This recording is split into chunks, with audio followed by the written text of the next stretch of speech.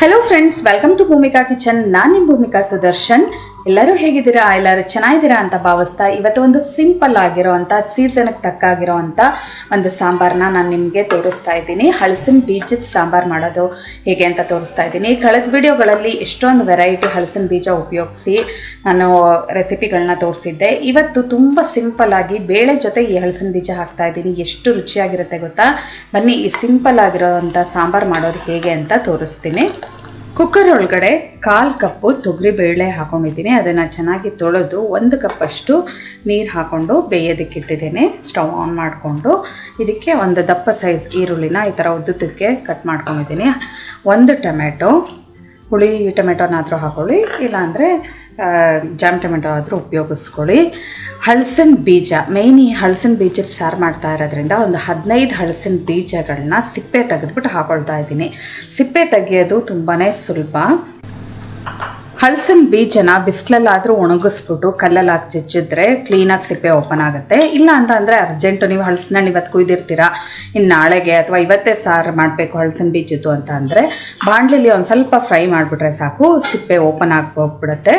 ಆ ಥರ ಸಿಪ್ಪೆ ತೆಗಿಬೋದು. ಈ ಥರ ಎಲ್ಲನೂ ಒಂದು ಸಲ ಮಿಕ್ಸ್ ಮಾಡಿಕೊಂಡು ಲಿಡ್ ಕ್ಲೋಸ್ ಮಾಡ್ಕೊಳ್ತೀನಿ. ಲಿಡ್ ಕ್ಲೋಸ್ ಮಾಡಿಕೊಂಡು ಮೀಡಿಯಮ್ ಫ್ಲೇಮಲ್ಲಿ ಒಂದು 3 ವಿಷಲ್ ಕೂಗಿಸ್ಕೊಂಡ್ರೆ ಸಾಫ್ಟಾಗಿ ಚೆನ್ನಾಗಿ ಬೇಯುತ್ತೆ ಹಲಸಿನ ಬೀಜ.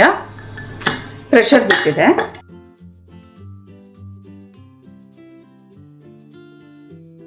ಹಿಂಗೆ ಮುಟ್ಟು ನೋಡಿದ್ರೆ ಗೊತ್ತಾಗ್ತಾ ಇದೆ ಬೇಳೆನೂ ಸಾಫ್ಟಾಗಿ ಬೆಂದಿದೆ, ಜೊತೆಗೆ ಹಲಸಿನ ಬೀಜಗಳನ್ನು ಹಿಂಗೆ ಪ್ರೆಸ್ ಮಾಡಿದ್ರೇ ಗೊತ್ತಾಗ್ತಾ ಇದೆ ಸಾಫ್ಟಾಗಿ ಚೆನ್ನಾಗಿ ಬೆಂದಿದೆ. ಇದಕ್ಕೆ ಉಪ್ಪು ಖಾರ ಹುಳಿ ಹಾಕೊಳ್ಳೋಣ.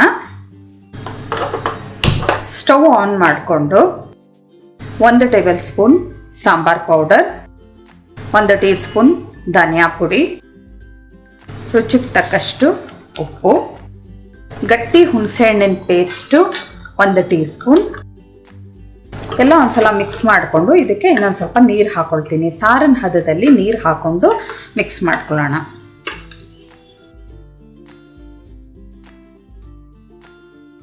ಒಂದು ಕಪ್ಪಷ್ಟು ನೀರು ಹಾಕೊಂಡಿದ್ದೀನಿ. ಇನ್ನೊಂದು ಸ್ವಲ್ಪ ನೀರು ಬೇಕಾಗುತ್ತೆ.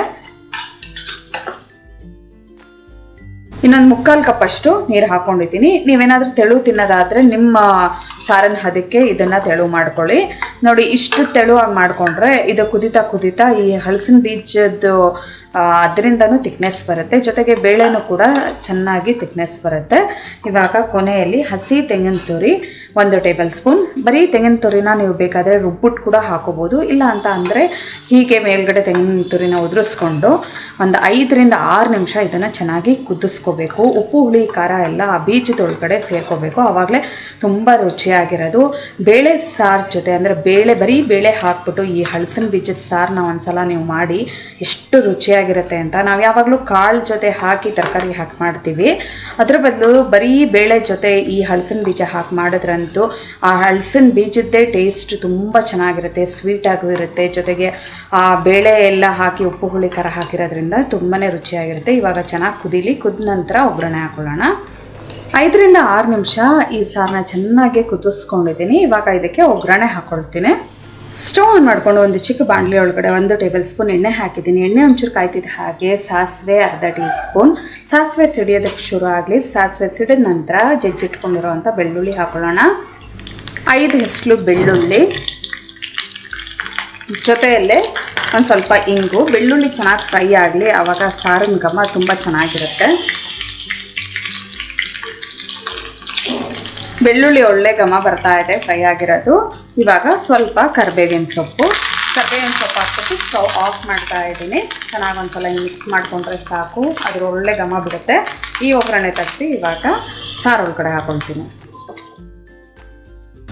ಈ ಸಾರು ಒಳಗಡೆ ಈ ಒಗ್ಗರಣೆ ಹಾಕ್ಕೊಂಡು ಈ ಬಾಣಲಿಗೆ ನಾನು ಸ್ವಲ್ಪ ಸಾರು ಹಾಕ್ಕೊಂಡು ಅದನ್ನು ಕೂಡ ಹಾಕೊಳ್ಳೋಣ.